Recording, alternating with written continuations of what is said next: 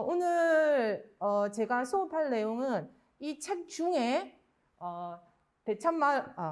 대천마을 주거공간의 변화라는 제목으로 책 부분 뽑아서 제가 오늘 강의를 할 건데요. 자, 여기 우리 살고 있는 곳이 지금 북구죠. 북구. 여기 노란색 되어 있는 부분이 지금 북구 전체예요. 노란색. 그거를 옆으로 딱 옮겨 놓으면 자, 노란색 부분이 이렇게 크고요. 화명동이 화명 1동, 2동, 3동. 그러니까 윤희수 할아버지가 살던 곳이 대천마을이에요. 그 대천마을은 화명동이거든요. 그래서 일기를 쓴 배경이 어떤 곳인지 먼저 설명을 하는 거예요. 여기 대천마을은 화명 2동에 있습니다. 자, 여기 위성지도에 옮겨봤는데요. 이 붉은색으로 전체 되어 있는 게 화명 1, 2, 3동을 다 표시하는 거예요. 붉은색 영역. 자, 바로 옆에 낙동강이 있고 건너편에 이제 대저 지역이 있죠. 여기 행정지도에 옮겨본 모습이에요. 화명 1동, 2동, 3동. 1동하고 2동은 대부분이 산이죠. 초록색으로 되어 있는 부분이 거의 산이고 여기가 이제 주거지예요.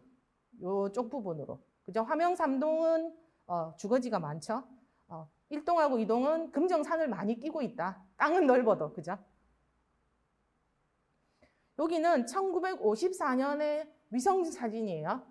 위성사진에 그러니까 굉장히 오래됐죠. 1954년인데 여기가 아까 제가 화명 1동, 2동, 3동입니다 했던 그 지역이에요. 이 지역에 보면 옛날에는 지금처럼 집이 많지 않았습니다. 요 일대가 대천마을, 여기가 와성마을, 화잠마을, 이제 같은 두 가지 이름으로 불러요. 그리고 여기는 수정마을, 용당마을. 지금 화잠, 수정, 용당마을은 거의 다 사라졌죠. 마을이라는 게 없죠. 그래서 거의 다 아파트로 바뀌었고요. 여기 대천마을은 여기 조그맣게 네모 같은 거 보이죠? 네모들. 요게 다 옛날 초가집들이에요. 그렇게 모여 있었습니다. 그래서 이거 지금 행정지도에 대천마을 위치, 화잠, 수정, 용당을 같이 겹쳐봤어요. 그러니까 대천마을은 좀 형태가 남아있는데 이제 다른 지역은 거의 아파트로 바뀌었다는 거를 잠깐 설명을 하고요. 자, 아파트 속의 자연마을, 화명 2동에 있는 대천마을입니다. 아까 화명동은 제가 마을 4개라 그랬죠. 대천, 화잠, 수정, 용당. 근데 대천마을 자체도 나누어서 불러요. 할아버지 일기에 보면 양달, 음달, 용동 이렇게 대천마을 자체도 3개 구역으로 나누어서 부릅니다. 자, 요건 조금 더 대천마을을 확대했어요. 아까 1954년 항공 지도를. 여기 이쪽이 이제 금정산이죠. 금정산이고 대천천이 흐릅니다. 그러니까 대천마을이라는 게 이 천 이름으로 따온 거겠죠. 하천 이름이 대천이에요. 여기 대천천을 기준으로 해서 요 위쪽이 양달마을. 하천 아래쪽 여기가 음달마을, 여기가 용동마을이에요. 이쪽은 이제 하천이 쭉 대천천이 흘러가서 이제 낙동강으로 흘러 들어가겠죠.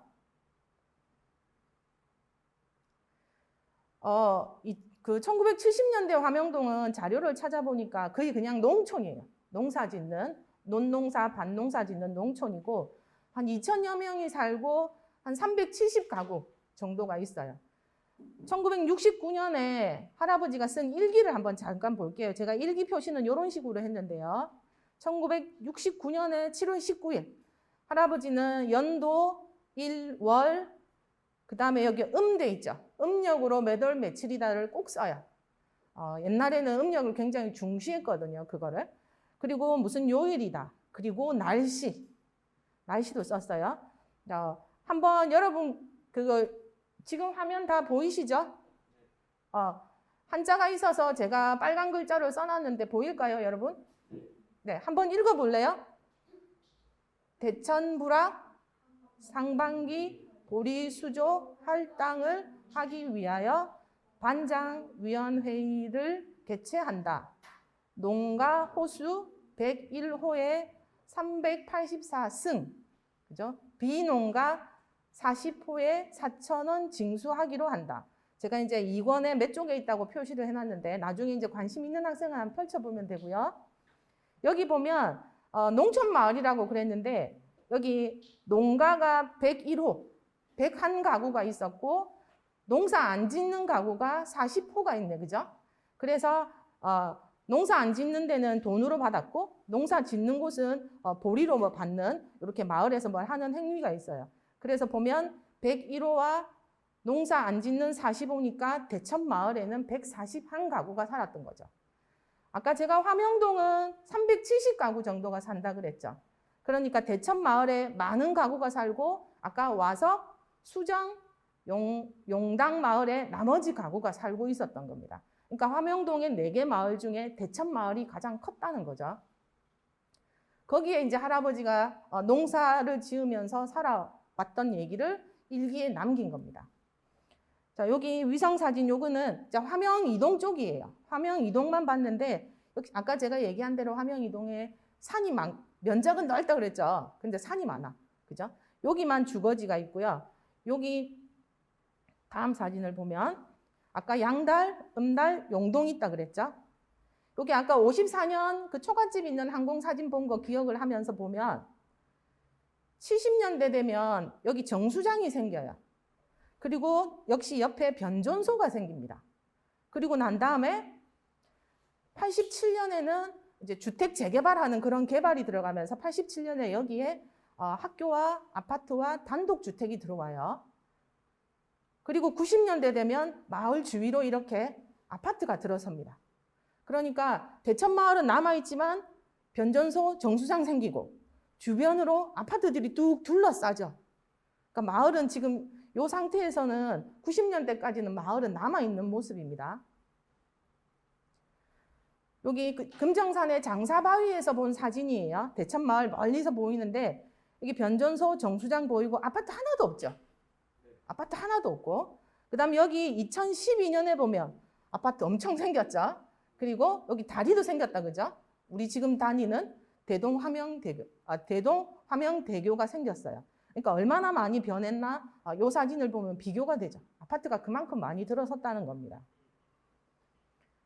그리고 지금 상황은 또 어떠냐? 제가 작년 기준으로 조금 뽑아봤는데요. 아까 양다리라고 불렀던 곳 알겠죠? 천 약간 위쪽. 거기는 올 7월에 이제 아파트가 준공이 된다고 하니까 지금 막 아파트 세우고 있어요. 양달은 거의 지금 사라지는 거죠. 또 양달 마을도 없어지고 여기 정수장 있고요. 여기 용동 지역에는 보면 또 작년 3월에 푸르지오 아파트가 용동 지역에 들어왔어요 벌써. 그러니까 남아있는 게 음달 지역 조금만 남아있어요. 그러니까 할아버지가 1920년대부터 살아오시면서 지금 모습을 쭉 보시면 정말 많이 달라졌다고 말씀하실 수 있겠죠. 여러분이 봐도 아까 1954년 거기 초가집 있는 위성사진에서부터 지금 보면 정말 많이 달라졌어요. 그러니까 할아버지는 이 과정, 특히 일기는요. 1954년부터 71년까지 일기가 정리가 되어 있어요. 이 1권, 2권에. 그러니까 그 이후로는 지금 일기는 정리를 해놨는데 책으로는 아직 안 만들었거든요. 그래서 1971년까지 일기가 여기 1, 2권에 다 담겨 있습니다. 자, 마을 얘기를 좀 했고요. 자, 여러분께 한번 물어볼게요. 집에는 어떤 종류가 있을까요? 집. 우리가 집이라고 하면 집은 어떤 집이 있어요? 응?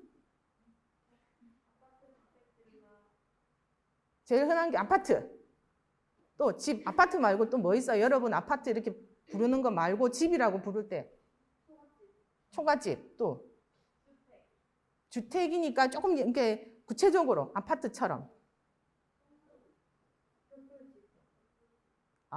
이게 제가 옆에 건축법이라고 써놨죠? 건축법. 한번 볼게요. 분류를 할 때 단독주택이냐 공동주택이냐 이런 식으로 분류를 해요. 그래서 단독주택은 이제 세부적으로 들어가면 단독주택, 주택만 있는 거, 다중주택, 다가구주택, 공관 이런 식으로 단독주택이 있고요. 공동주택에는 우리가 이제 흔히 말하는 아파트, 연립주택, 다세대주택, 기숙사 이런 게 들어가 있어요. 그래서 단독주택은 보면 이제 법적으로 구분이 있어요. 뭐 단독주택은 소유자가 한 명이에요. 소유자가 한 명일 때 단독주택이고 그게 다중, 다가구는 면적이나 층 높이 같은 게 법적으로 정해져 있고요. 공동주택인 경우는 이제 아파트, 연립주택, 다세대주택, 기숙사 이런 게 들어가고 역시 면적이나 높이에 관한 규정들은 있어요. 그럼 여러분 또 하나 물어볼게요. 빌라는 어디에 해당할까요? 오, 바로 딱 맞추네요. 빌라는 보통 우리 이제 무슨 빌라 산다 이렇게 말하자. 그리고 그 지나가다 보면 뭐 삼성 빌라 뭐 이런 식으로 빌라라고 써 있는 곳 있죠. 그런 곳은 보면 이제 보통 연립주택이거나 다세대 주택을 말해요. 자, 우리 아까 제목이 주거 공간의 변화였죠. 그러면 인류의 역사, 인간이 살아가는 거에서 변하지 않는 거는 인간이 거주한다? 인간이 살아간다는 어떤 그런 거예요. 그죠? 그래서 우리 의식주 배우죠? 네. 거기서 제일 중요한 건 인간이 사는데 머물 수 있고 쉴 수 있는 주. 오늘 주에 대한 걸 얘기할 거예요. 그래서 인간은 삶을 지속하기 위해서 기후나 지형에 맞게 또는 그것을 또 극복해내면서 살아왔죠. 그래서 옛날에는 아까 초가집도 나왔죠. 초가집, 기와집. 지금은 벽돌이나 블럭이나 콘크리트로 집을 짓죠. 그러니까 장소나 시대에 따라서 집을 짓는 재료도 다르고 짓는 방식도 다릅니다. 그죠? 그렇지만 어떤 재료로 짓건 어떤 방식으로 만들어졌던 중요한 것은 인간이 그곳에서 머물고 체류하면서 보호받으며 살아왔다. 인간이 어느 곳에 머물면서 살아왔다고 하는 그게 인간이 인류의 세상에 존재하면서 꼭 필요한 행위들이죠. 그래서 주거라고 하는 말은 인간을 보호하는 생리적 기능으로서의 피난처, 그리고 정신적, 심리적으로 따뜻한 위안과 보살핌을 받을 수 있는 안식처, 이렇게 얘기를 할 수 있고, 우리 물리적으로 보이는, 그죠? 우리 보이는 그런 거, 주택뿐만이 아니라 그 안에서 취침, 식사에 키우고, 휴식하고, 그곳에서 이루어지는 다양한 생활까지를 다 포괄해서 주거라고 불러요. 그래서 이제 주거라고 하는 용어를 제가 가끔은 또 집이다 뭐 이렇게 표현도 하기는 할 텐데, 주거라는 게 물리적으로 보이는 그 덩어리들 말고 그 안에서 일어나는 행위들까지를 포함한다, 이렇게 생각을 해주면 되겠습니다. 자, 아까 초가집 나왔어요. 할아버지가 50년대부터 쭉 일기를 쓸 때 보면 이제 그때 할아버지 집은 초가집이었어요. 초가집이 이렇게 있고, 초가집이라고 하면 여기 지붕에 뭘 썼느냐에 따라서 기와를 쓴 거는 기와집이죠. 여기 볏집, 갈대 이런 것들을 써서 지붕을 만들면 보통 초가집이라고 불러요. 여기도 이제 초가집인데요. 크다란 여기 울타리 담이 있죠. 담을 둘러싸고 여기 기역자 집이 하나 있고 여기도 집이 있어요. 이 집은 집 더 넓은데 집 안에 집이 두 채다, 그죠? 여기 한 개, 여기 한 개 이렇게 있고, 여기는 보면 흙하고 돌로 쌓은 담이죠. 담 위에도 지붕이 있어요, 그죠? 담 위에 볏집 지붕이 있죠. 그 다음에 여기도 초가집이 한 채 있는데 돌담이다, 그죠? 돌담이고 앞에 우차가 있습니다. 그 우차, 소구루마 뭐 이렇게 얘기를 할 수도 있는데 소가 이끄는 수레, 그죠? 할아버지는 일기에서 우차라고 표현을 해서 제가 여기 우차라고 썼어요. 그러니까 50년대, 60년대, 70년대 할아버지 집에는 우차가 있어요. 이 대천 마을에 몇 개 없는데 할아버지 집에 있으니까 지금으로 치면 동네에 차 별로 없을 때 트럭이 있는 셈인 거예요.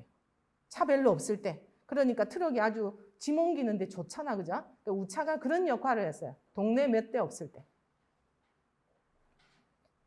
자, 요게 슬라이드에 25쪽에 있는데 제가 마지막에 한번 물어볼 거예요. 여러분 이제 수업을 들으면서 한번 생각해 보세요. 슬라이드 25쪽에 있어요. 현대 주거에는 어떤 공간들이 있을까요?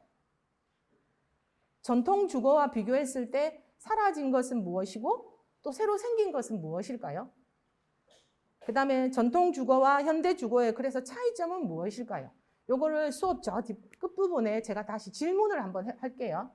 그러니까 여러분이 요거 생각하면서 제 강의를 한번 들어주기 바랍니다. 자, 대천 마을의 주거. 자, 할아버지 집을 중심으로 한번 살펴볼게요. 할아버지는 담으로 둘러싸인 집이 아까 사진에 두 채 있는 집이 있었는데 할아버지는 큰 채라고 해서 큰 초가집이 하나 있고요. 큰 채, 사랑채, 도장채, 고방채, 둥둥둥 우물도 있고 당연히 안에 마당도 있겠죠. 그리고 대문 밖으로 돈사. 돈사는 뭘까요? 돈이 한자죠, 돈. 뭘까, 돈? 그죠? 돼지 키우는 우리가 그 대문 밖에 돈사가 있었고, 화장실이 이 당시는 변소죠. 볼일만 보는 변소. 그 담 안에 하나 있었고요. 담 밖에도 바깥 변소가 있었어요. 독특하죠.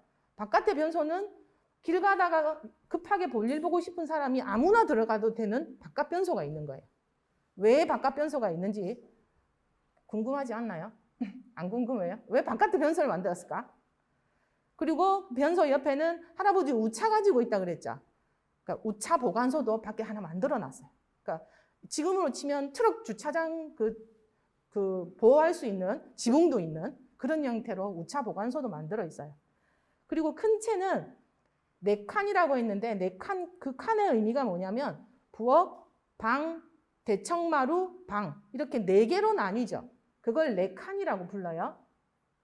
그 다음에 사랑채는 사랑방, 머슴방, 우사, 소가 먹고 쉬고 하는 곳이 소집이 하나 또 붙어 있겠죠. 그래서 사랑채는 세 칸. 칸이라는 게 공간이 이렇게 몇 개 있나 하는 나누어지는 걸 칸이라고 불러요. 여기는 보면 제 자료는 여기서 제가 막 찾다가 여기를 발견했는데 여기 모형이에요. 여기 보면 부엌, 방, 대청마루, 방. 여기 이제 앞면인데 이렇게 생겼어요. 모형이. 할아버지 집이랑 같더라고요. 그리고 이 집 뒷면으로 보면 이제 뒤니까 방, 대청, 방, 부엌 이런 식으로 되겠죠. 보통 이제 이 초가집에는 난방을 어떻게 했을까요?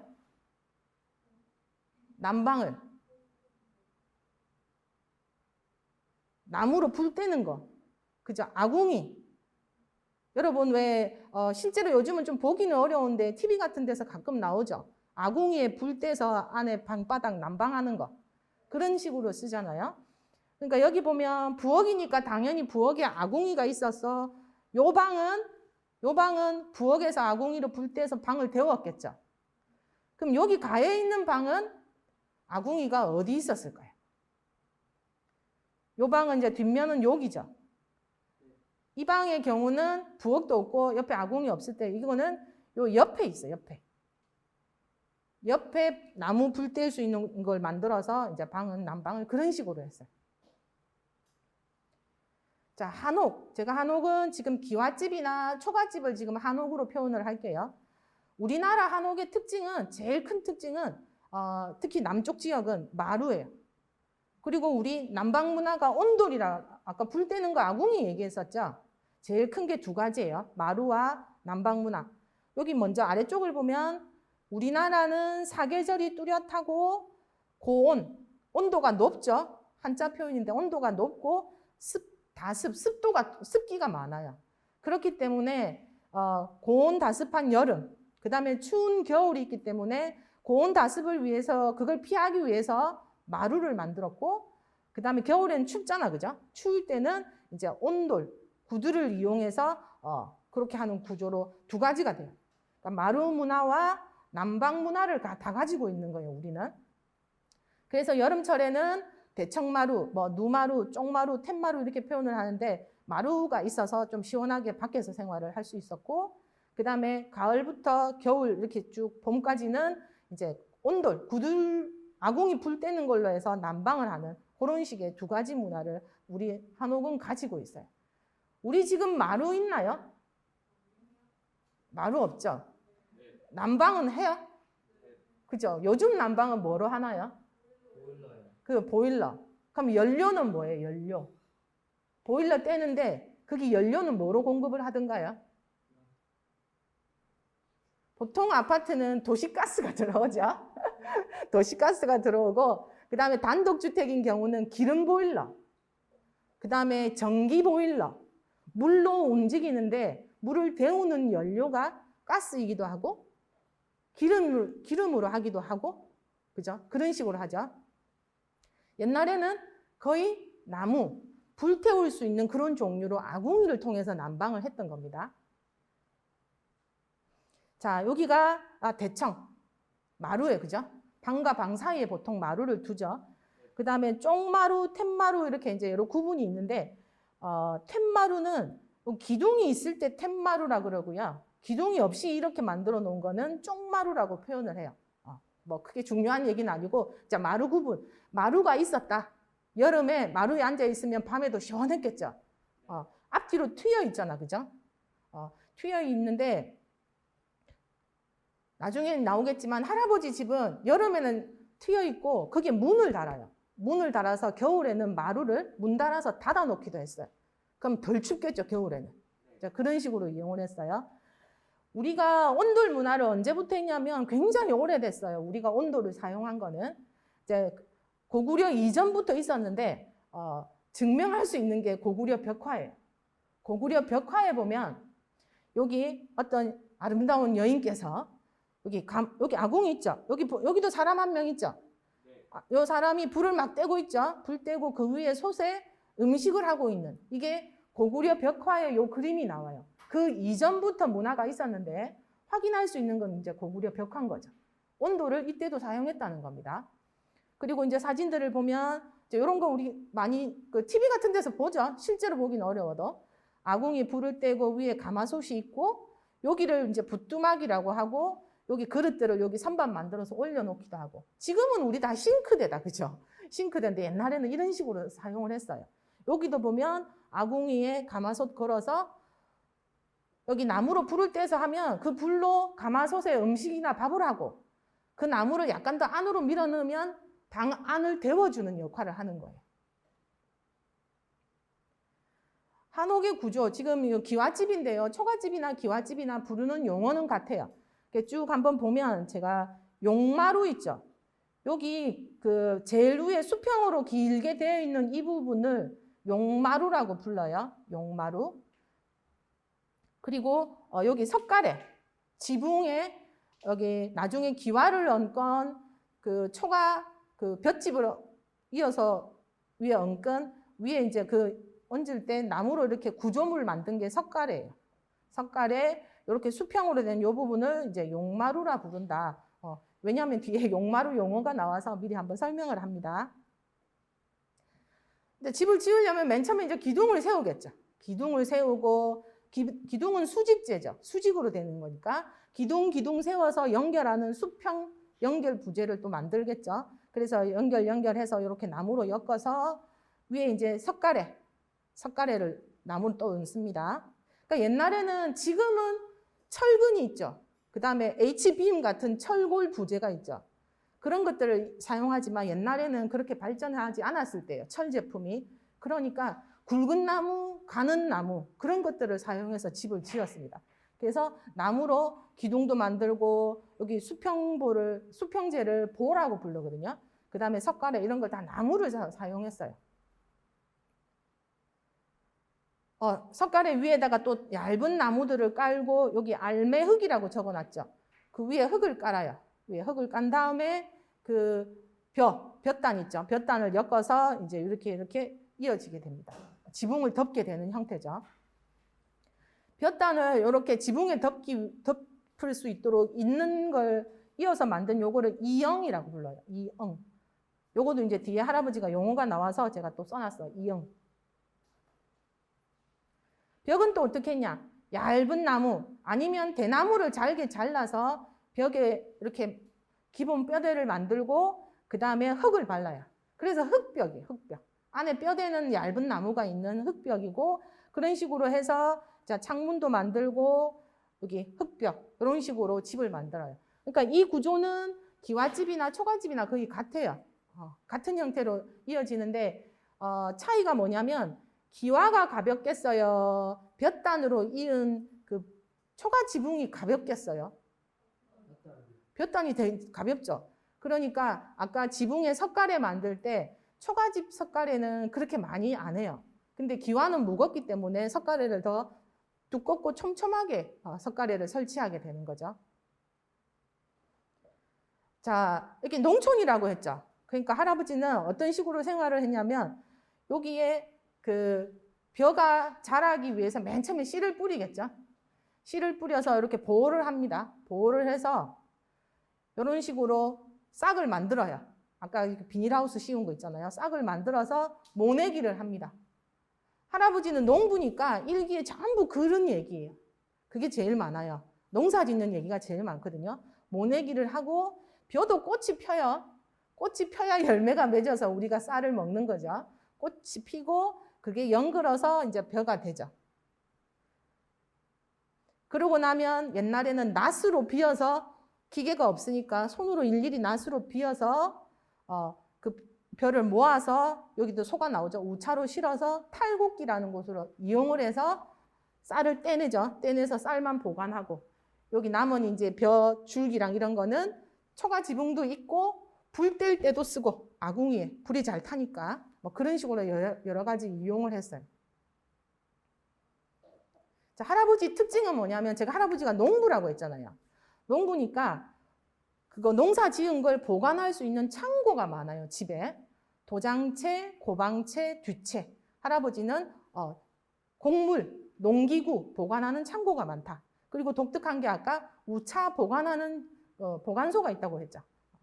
그러니까 바깥변소 옆에 있는데 이 우차는 할아버지 농사일 당연히 하고 마을에 좀 뭐 마을 일할 때, 집 나를 때 우차 쓰고 그리고 할아버지 또 시장 갈 때도 우차를 씁니다.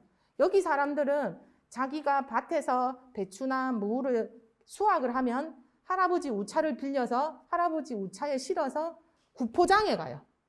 그 381에 있는 5일장, 그죠? 지금도 재래장 5일장이 있잖아, 그죠? 3일, 8일 날 열리는 구포장에 할아버지 우차에 자기 채소들을 실어서 직접 들고 가기는 힘드니까 우차에 실어서 할아버지가 장에 내려다 놓으면 자기 물건 챙겨가지고 이제 장에 앉아서 파는 거죠. 그러니까 옛날에는 그런 식으로 많이 엄마들이 엄마 할머니들이 그런 활동을 많이 했어요. 직접 자기가 키운 걸 장에 가서 내다 파는 형태. 그게 참 많았거든요. 그거 운반해 주는 게 할아버지 우차였던 겁니다. 그러니까 할아버지가 공짜로 해줬겠어요? 공짜로 할 때도 물론 있었겠지. 공짜로 할 때도 있고 우차 그거 수당을 받을 때도 있었겠죠. 그러니까 우차가 굉장히 중요했어요. 우차니까 소가 있죠. 그러니까 소도 굉장히 귀히 조심해서 다루고 할아버지 소가 아프다 그러면 약도 사서 먹이고 막 이랬어요. 여기가 이제 제가 사진 하나 넣어놨는데 이제 그 곡물도 놓고 여기 그 나락이 쌀 껍질 채로 있는 거 있죠. 그걸 나락이라고 부르는데 그거 가마니에 들어있는 모습, 농기구 같은 것들 보관하여 있는 이런 그 곡간 모습이고요. 여기 할아버지는 도장에 보통 이제 알곡들을 많이 넣어놓는데 제가 독특한 게 있어서 비가 여기 작일 어제예요. 어제 비가 온다고 해서 병아리를 도장에 넣어놨더니 고양이가 잡아먹고 없다. 도장에 잠깐 병아리를 보관했는데 비 와서 고양이가 어떻게 들어왔는지 먹고 없다. 뭐 이런 얘기. 여기도 보면 작일 토정 비결을 보았더니 금년 신수는 좋았건만 간밤에 도둑이 들어와서 도장에 있는 찹쌀, 도장에 뭘 보관했나 볼 수 있어요. 찹쌀. 그 다음에 깡정을 도둑 맞았다. 분명히 토정 비결 봤을 때 올 한 해 운수가 좋았는데 바로 도둑 맞았다. 이런 이제 일기 내용이 있어요. 깡정은 뭘까요? 찹쌀은 당연히 알 거고 깡정. 우리 설날 뭐 먹는 거 있죠? 그거 강정이라고 하고 옛날 사람들은 일본말로 옷꽃이라고도 하고 보통 이제 표준말로 강정이죠. 그걸 할아버지는 이제 깡정이라고 표현해놨는데 그걸 도둑 맞기도 했는데 이제 조금 재밌는 표현이라 넣어놨는데 하여튼 도장에 찹쌀도 있었고 설날에 먹을 강정 같은 것도 보관했다. 그런 걸 알 수 있죠. 그 다음에 보면 고방에는 약간 더 이제 농기구 같은 걸 많이 넣어놨는데요. 여기 보면 고방에는 보리도 넣어놨네요. 그죠? 보리를 넣어놨다. 그 다음에 오동나무를 쓰려고 이제 고방에 재워 놓는다. 그리고 불악 창고에 있던 비료를 이제 임시로 할아버지 고방에 보관한다. 이런 식으로 고방에는 뭐 보리도 넣어놓고, 그죠? 오동나무 이제 뭐 만들 때 쓰려고 오동나무도 넣어놓고 불악 비료도 보관하고 이런 식으로 고방은 본인 거 외에도 여러 가지를 보관하는 장소로 쓰였어요. 그 다음 우차가 아까 제가 다양한 일을 한다 그랬죠. 우차, 소를 이용해서 땅 고르기. 여기 보면 정지 나오죠. 땅 고르기도 하고 그 다음에 상수밭. 이게 글자가 상추밭이 돼야 맞을 것 같은데 상추밭. 여기도 상추밭. 인분요, 시비, 이우차. 시비는 이제 뿌리는 거 얘기해요. 인분요. 인분요는 뭔지 알죠? 사람의 큰일, 작은일 본 인분요. 그런 걸 옮길 때도 우차를 사용했어요. 그리고 무수확할 때도 우차를 이용했고, 그 다음에 당연히 우차는 보리, 벼, 아까 모내기 할 때 그 모판 있죠? 벼 싹 키운 거. 그런 거 운반할 때도 본인 거도 하고, 여기 누구 집? 보리집. 보리도 보리 알갱이 떼내고 보리 줄기가 남겠죠? 그거 보리집이에요. 보리집 2우차, 2번 우차 운반해줬다는 거예요. 2우차. 그리고 화장 정미소, 정미소의 소맥. 소맥은 제가 또 뒤에 써놨는데 소맥은 밀이에요. 밀. 1우차. 그 다음에 여기에 또 어떤 사람 것도 1우차. 다른 사람 거를 이제 운반해주는 거. 한 번 운반했다, 2번 운반했다 이런 게 표현이 돼 있죠. 여기 보면 제가 공짜는 아닐 수도 있다고 했죠. 우차로서 운임받는 벼 운반을 도 운반, 도가 지금 벼거든요. 그러니까 돈 받고도 운반해줬다. 그런 얘기가 되고, 그 다음에 농사일 외에도 뭘 했냐면 어떤 사람 집을 짓는데 큰 돌도 우차로 운반해줘요. 돌도 운반해주고, 그 다음에 여기도 보면 돌담 쌓으려고 돌을 여기 산 계곡에 가서 갖고 옵니다. 그럼 산 계곡에서 집까지 갖고 오려면 좀 멀겠죠. 그래서 계곡에 돌을 우차에 실어서 이제 손은 힘들겠다, 그죠? 계곡에 가서 돌도 운반해 오고, 그 다음에 장작, 나무. 이때는 나무가 굉장히 중요하다 그랬죠. 집 지을 때도 쓰고 아궁이에 불 때릴 때 필수품이죠.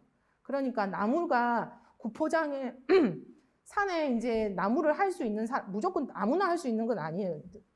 그 산 주인한테 허락을 받거나 해야 되겠죠. 산에 나무를 해서 구포장에 내다 팝니다. 그러면 나무를 사가는 사람들도 있을 때예요. 아궁이에 불 때는 연료가 필요하니까. 우리 그 기름 보일러 쓸 때는 겨울 되면 기름 보일러 그 탱크에 기름을 채워 놓죠. 기름 아저씨 불러가지고 그죠? 기름 채워 놓잖아. 그러니까 이 사람들도 겨울 되면 아궁이에 필수로 불을 떼야 되기 때문에 나무를 쌓아놔야 돼요. 그러니까 자기가 나무를 할 수 있는 사람은 괜찮은데 직접 산에 가서 못하는 사람은 장에 가거나 그 다음에 다른 사람 편에 나무를 사서 모아놔야 되죠. 그래서 여기도 보면 금천화재 단장작, 길고 짧은 나무를 의미합니다. 단장, 나무들을 운반해준다. 이런 것도 나오고요. 그 다음에 흙담 쌓으려고 또 흙도 실어와요. 역시 또 인분요 싣는 얘기도 나옵니다. 그 다음에 여기 이제 땔감죽 얘기 나오고, 두 번째 일기 한번 볼까요? 돼지 장사에 돼지를 우차로서 구포까지 운반하여 주고, 상오, 오전에 그랬다는 거죠. 돼지 장사가 이제 그 돼지 여러 마리가 있었나 봐요. 그죠? 할아버지 우차에 좀 실어주세요 해놓으니까 이제 할아버지가 돼지도 운반하는 그런 얘기도 나옵니다. 그 다음에 아까 제가 장에 가는 얘기했었죠. 우차를 많이 이용했다고. 여기 보면 상추, 한 우차 시장까지 실어다 주고 이런 얘기 나오죠. 그 다음에 풋나무 2짐을 팔고 오면서 인분요 2장군이 싣고 온다. 우차로 다 이용한 거죠. 나무 구포장에 나가서 이제 파는 거죠. 장에 가서. 그러니까 할아버지 일기에 3일, 8일, 그 구포장이 3, 8일이라고 했잖아요. 일기에 3일이나 8일이 되면 꼭 나옵니다. 나는 우차를 몰고 장에 갔다 온다. 할아버지는 마을에 엔간한 것들은 할아버지 우차로 장에 갔다가 물건 내려놓고 또 자기도 필요하거나 주문받은 거 있으면 다시 사서 우차에 실어서 또 오고. 그러니까 3, 8일 장만 되면 할아버지는 항상 나와요. 물론 비가 오면 안 갔죠. 그 다음 날씨 괜찮을 때는 항상 나는 우차를 몰고 장에 갔다 온다. 그날이 언제라고요? 그렇죠. 3일이거나 8일은 항상 할아버지는 우차로 왔다 갔다 하셨습니다. 구포장을. 그 다음에 마을 일도 많이 했어요. 제가 앞에 우차가 이제 마을에 몇 대 없었다 그랬죠. 그러니까 봉사도 한 거죠. 물론 이제 돈을 받는 경우도 있었는데 우차 자체가 몇 대 없었기 때문에 그 농사를 지을 때 나라에서 비료를 주는 게 있어요. 농촌에 마을 단위로 마을에 몇 포씩 이렇게 주는 게 있는데 그게 이제 구포에 뭐 농협 같은 데서 비료가 내려오겠죠. 나라에서. 그러면 할아버지는 구포에 가서 구포 농협에 가서 할아버지 우차에 마을 비료를 실어서 마을에 돌아오는 거예요. 그런 식으로 마을 비료 운반하는 일도 했고요. 그 얘기가 많이 나오죠. 여기 불악 비료를 싣고 온다. 그 다음에 여기 보면 산해국 돌을 철도 공사장까지 실어준다. 그러니까 요게 이제 그 화잠동, 그 화명동 쪽에 그 경부선 철도 지나가죠. 그 공사할 때인가 봐요. 그 공사할 때 할아버지 돌 실어주고 하는 그런 일도 알바를 한 거죠, 알바. 그 한 우차당 얼마씩 이렇게 돈을 받고 우차로 이제 공사 그 돌 운반해주는 철도 공사장 일도 우차를 이용해서 했습니다.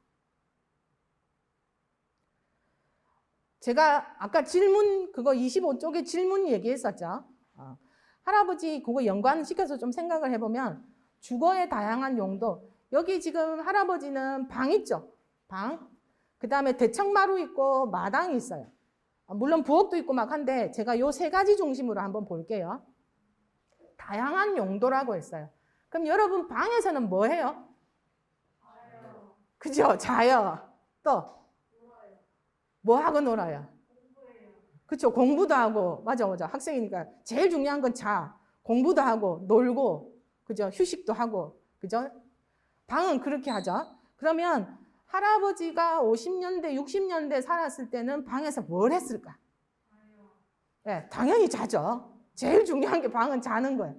할아버지 일기에 나온 거 한번 볼게요. 자, 취침. 제가 식사라고 썼어요. 아까 할아버지 큰 채 기억납니까? 4칸이라고 제가 얘기했는데 부엌, 방, 대청마루, 또 방이었어요. 식당이 있던가요? 그럼 부엌에 아궁이 불 때는데 거기서 밥 먹었을까? 밥을 어디서 먹었을까? 그죠? 그래서 제가 방 식사라고 썼어요. 지금은 방에서 밥을 뭐 혼자 몰래 라면 끓여 먹을 때 외에는 방에서 밥을 잘 안 먹죠. 우리는 거의 다 이제 식탁이 있거나 없거나 식당 공간이 있죠.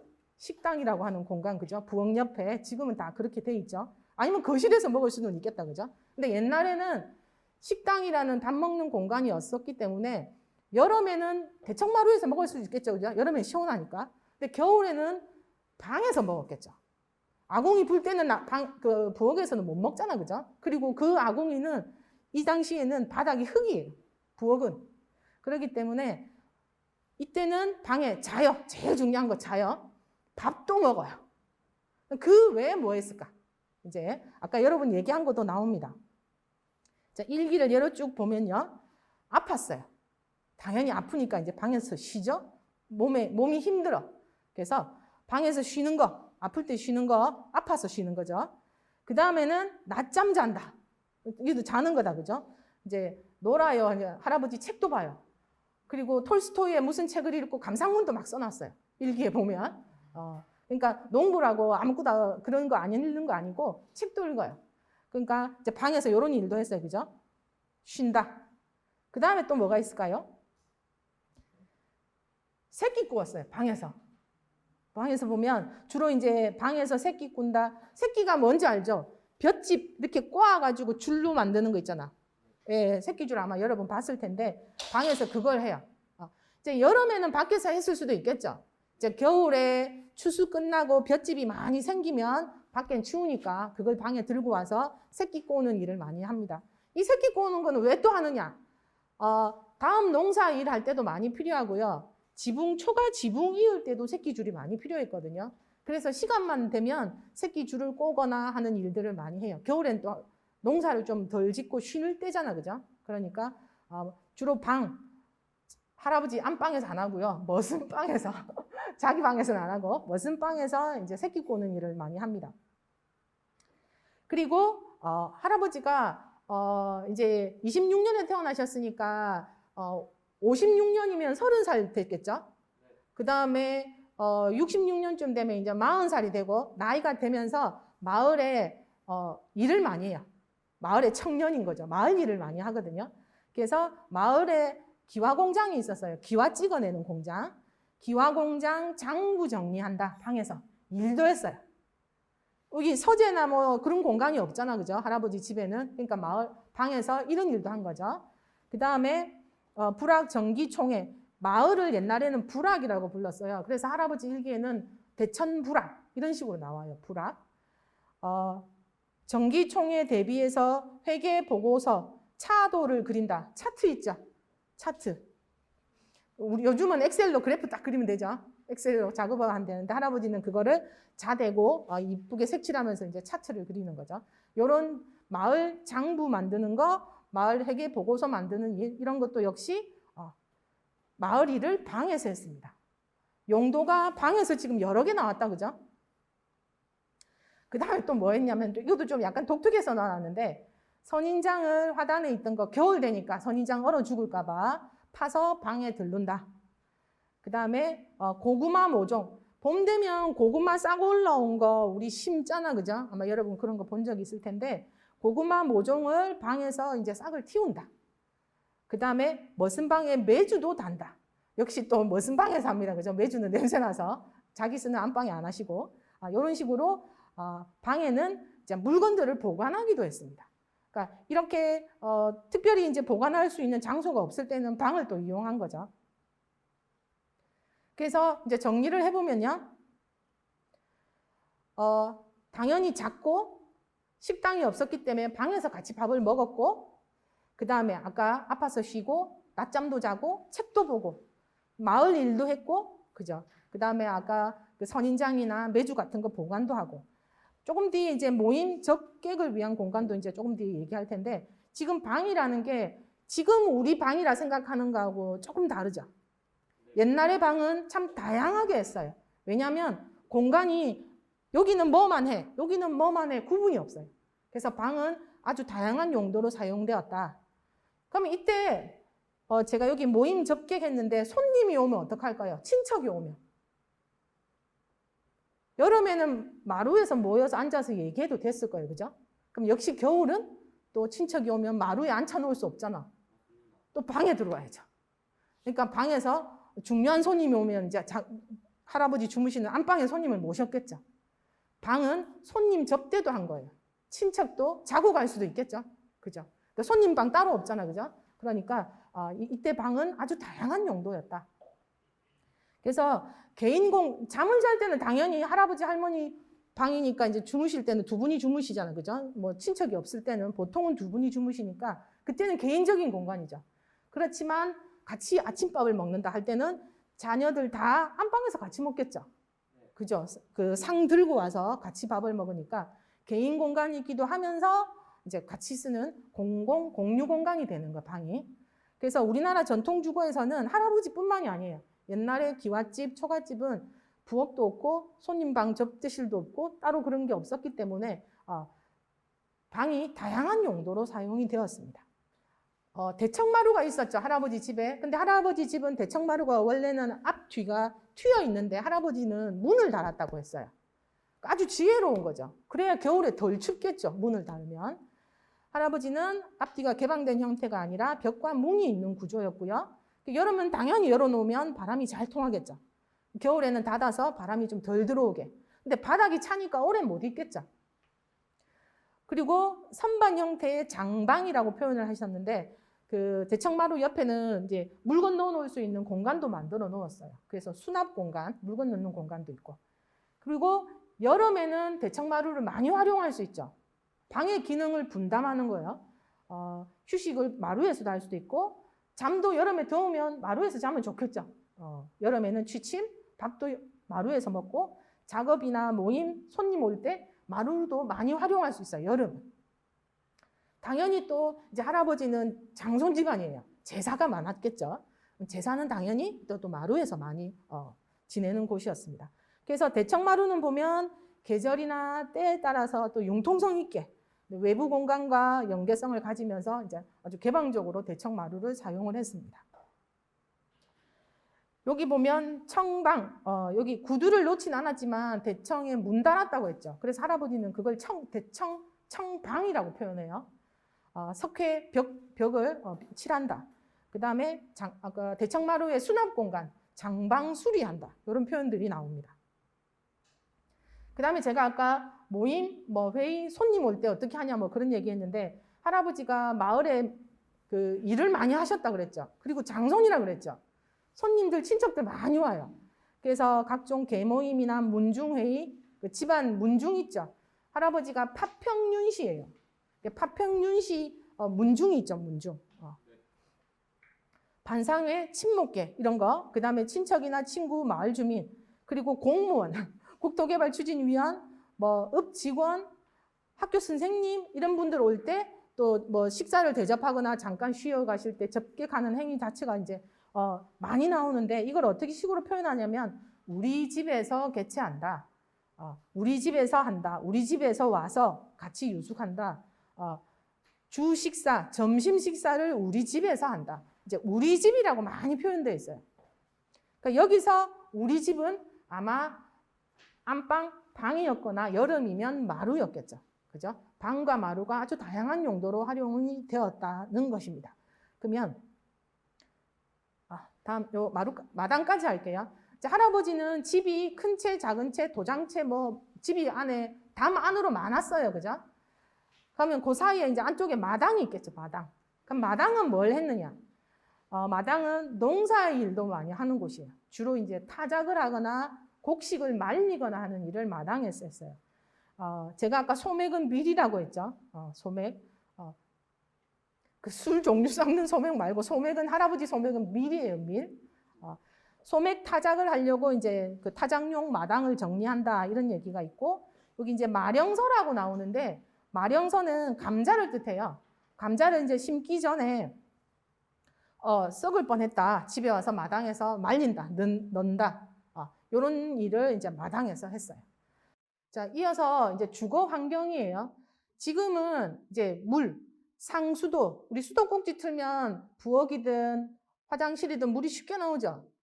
이 당시에 할아버지 여기 60년대는 마을에는 수돗물이 그렇게 쉽게 안 나왔어요. 주로 어떻게 하냐면 마을에 있는 공동우물, 주로 그렇게 사용하거나 대천천에서 정말 물을 길어와서 사용했어요. 당시는 대천천이 되게 물이 깨끗했어요. 그래서 온갖 물고기도 살고 그러니까 물이 깨끗했기 때문에 대천물을 길어서 사용을 했는데 여기 그러니까 마을의 우물은 공동우물은 굉장히 중요한 거죠. 식수원이었으니까. 근데 할아버지는 마당에 할아버지 우때 할아버지가 파놓은 우물이 있어요. 그러니까 할아버지 마당에는 우물이 있어서 할아버지는 개인 우물을 갖고 있는 좀 물에 대해서는 넉넉할 수 있는 분이죠. 주로 이제 물은 공동우물이면 물을 담아오는 걸 깃는다고 표현하죠. 물은 누가 담아왔을까요?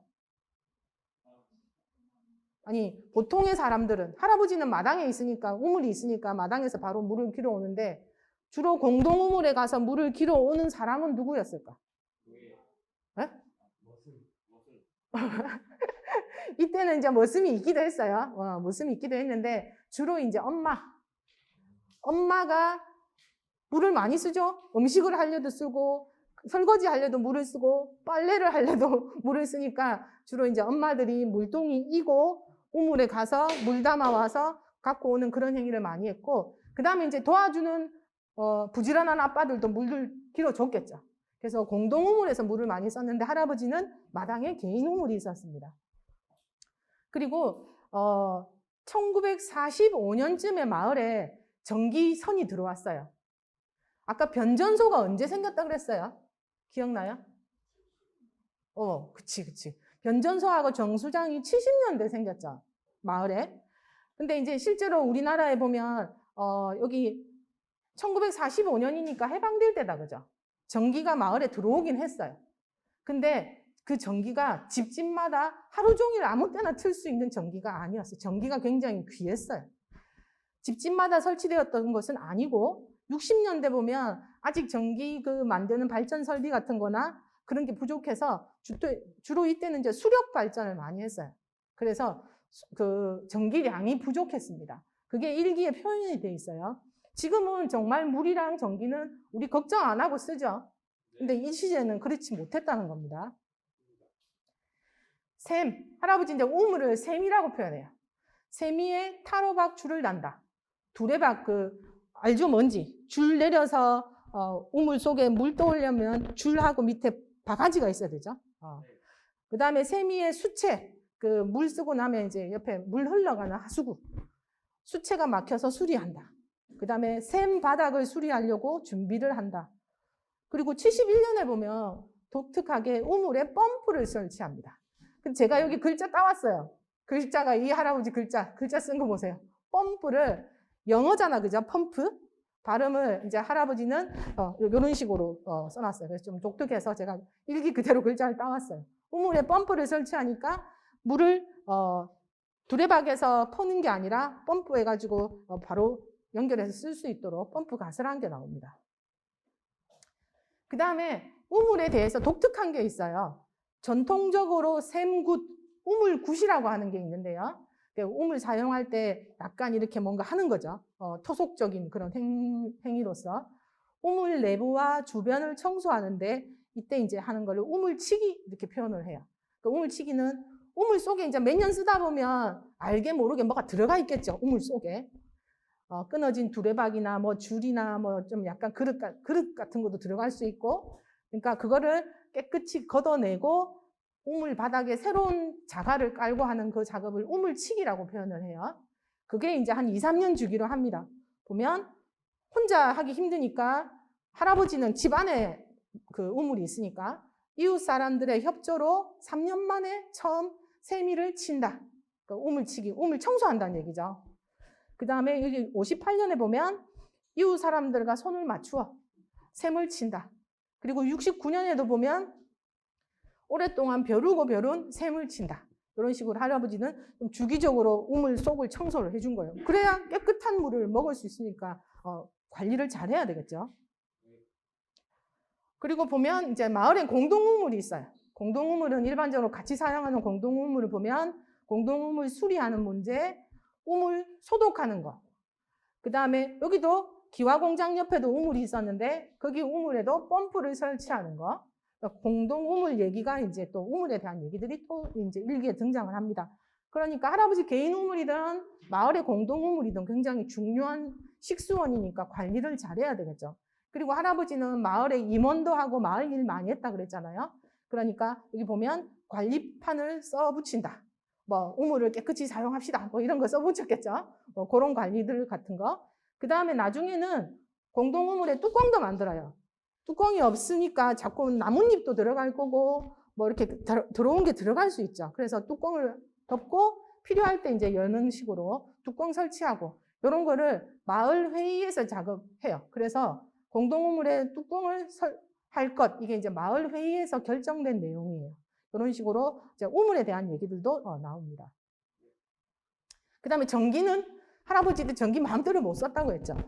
보면 61년이에요. 자길. 어제예요. 어제 가지고 온 라디오를 오늘은 전기가 있어서 듣는다. 그전에는 없었다는 거예요. 그러니까 이 라디오는 전기를 꽂아서 하는 라디오인데 오늘은 전기가 있어서 듣는다. 61년에 보면 이제 집에 전기선이 들어온 거죠. 왜냐하면 전기회사에서 와서 계량기를 단다 했어요. 그러니까 이제야 할아버지 집에 전기 계량기, 그러니까 전기 쓴 만큼 눈금이 올라가면 이제 요금을 내면 되잖아요. 그죠? 61년에 할아버지 집에 전기가 이제 들어왔어요. 그리고 여기 보면 바로 이제 12월 1일인데요. 그 다음에 12월 31일 보면 낮에도 전기가 있어 라디오를 들을 수 있다. 그럼 이 표현은 뭐예요? 그전에는 낮에는 없었다는 말이죠. 12월 31일 날 낮에도 전기가 있어. 라디오를 들을 수 있다. 그전에는 어두운 밤에 쓸 수 있도록 저녁 때만 전기가 왔다거나 이랬던 거죠. 이렇게 이제 전기 사정이 조금씩 나아집니다. 마을에 전기 많이 없다가 할아버지 집에 61년도에 전기 들어왔고, 그 다음에 낮에는 없다가 낮에도 전기가 들어오고 이러면서 이제 점점 전기 공급이 좋아지는 거죠. 62년 2월 4일은 보면 명일, 내일이에요. 내일은 구정. 우리도 지금 구정 세는 집 많죠. 그죠? 음력으로 설날 세는 집 많은데 내일이 구정이라 오늘은 설 준비를 한다. 집안의 불을 이쪽 저쪽 켠다. 세미에도 켠다. 그러니까 전등을 여러 군데 달아놓고 설맞이 준비한다고 이제 막 불 켰다는 얘기를 이제 일기에 적을 정도니까 평범한 일상이면 굳이 불 킨다 안 했겠죠. 근데 이제 이때는 좀 뭔가 특별하게 불을 켰다는 의미로 이제 일기에 이렇게 남기고 있어요. 제가 물 중요한 얘기했고 전기 얘기했는데 이때 이분들은 어디서 씻었을까요? 지금 여러분은 씻을 때 어디서 씻어요? 화장실, 그 샤워기 있거나 욕조 있어서 그죠? 근데 이분들은 60년대, 70년대는 어디서 씻었을까? 변소가 집 밖에 있죠. 그럼 이분도 어디서 씻었을까요? 오, 계곡 좋아. 계곡 또 우물. 세수는 할 수 있겠지, 우물에서. 세수하거나 발 씻는 거는 우물에서 할 수 있어. 목욕 같은 거, 샤워 같은 거. 어? 집안에 어디서 했을까? 이런 거 생각 안 해봤죠? 옛날에 이 사람들 어디서 씻었을까? 네, 여름에는 강, 계곡, 그죠? 그리고 우물 옆에, 그죠? 그리고 부엌에서도 씻었어요. 특히 이제 겨울에는 부엌 아궁이 옆에서 있었어요. 어떤 시기였냐면 아까 아궁이에 가마솥이 있었죠. 가마솥에 물을 넣어서 물을 데펴요. 그래서 이제 물통을 부엌에 갖다 놓고 더운 물을 물통에 옮겨서 부엌 아궁이 옆에서 겨울에는 씻었어요. 그런 식으로. 최대한 안 씻었겠죠, 불편하니까. 최대한 겨울에는 불편해서 안 씻었을 건데 꼭 씻을 상황이 되면 겨울에는 그런 식으로 했어요. 아궁이에 물 데워서 그 물을 이용해서 이제 겨울에 씻었어요. 그러니까 자주 못 씻겠죠. 이제 아까 인분료 나왔었는데 인분료가 할아버지 때는 굉장히 중요합니다. 지금 우리 인분료 하면 뭐 이렇게 약간 더럽다 이런 이미지가 강한데 옛날은 여기 여러분 재래식 화장실 들어봤죠? 혹시 사용해 본 적 있는 학생 있어요? 재래식 화장실. 나 사용해 봤어요. 있어요? 사용은 안 해보고 본 적은 있다. 본 적은 있다. 재래식 화장실. 그러니까 재래식 화장실이 잠깐만 설명을 하면 땅을 파요. 땅을 파서 항아리나 무슨 통 같은 걸 묻어. 땅을 파서 그리고 그 위에는 나무나 이렇게 해서 다리를 딱 발을 디딜 수 있도록 뭔가 판때기를 만들어요. 그런 식으로 이제 푸세식, 그죠? 재래식 만들잖아, 그죠? 구덩이를 파고 항아리를 묻고 분뇨를 모으는 곳이죠. 변소. 근데 보세요. 부지런한 농부들은 남의 집에서 볼 일을 보는 일이 없을 정도다. 왜 그랬을까요? 이제 뒤에 나옵니다. 그렇죠. 맞아요. 바깥 변소는 아까 제가 할아버지 집에 바깥 변소 있다고 그랬죠. 가족 구성원들뿐만이 아니라 마을 주민도 이용할 수 있었다. 그러므로 사용할 분뇨를 많이 모으기 위해서예요. 할아버지는 밭이 좀 많았어요. 이 거름은 주로 밭에 써요. 논에 쓰진 않고. 논은 이제 비료 같은 걸 쓰고. 그래서 이 분뇨를 많이 모아서 그걸 삭혀서 거름으로 썼어요.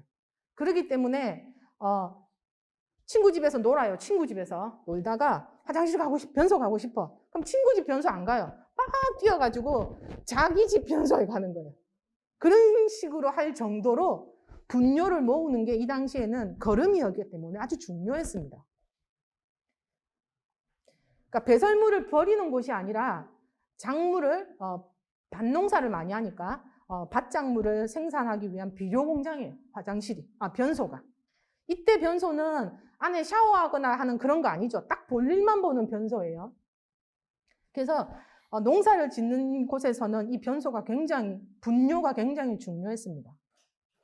자, 이거는 이제 다 이렇게 모형, 요즘 이렇게 만들어져 있는 건데, 여기 요거 보입니까? 긴 막대기 있고, 여기 바가지 있어요.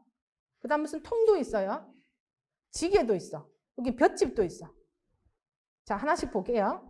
제가 구덩이를 파서 나무를 깔고 요 발 딛고 앉는다 그랬죠. 그리고 항아리에 계속 변을 보면 어느 정도 차겠죠. 지금 항아리가 있으니까 땅속으로 빠지는 게 아니잖아. 그럼 그 항아리를 속에 있는 분뇨를 퍼내야겠죠. 누군가는 퍼내야 되겠죠. 그래서 이 막대기하고 요 바가지가 그걸 필요할 때 되면 요 나무판을 여러 형태인데 이 나무판을 걷어내고 이 바가지로 분뇨를 퍼내요. 꽉 차면 어쩔 수 없잖아, 그죠? 퍼내고 막 몸을 퍼내서 요 통에 담아요.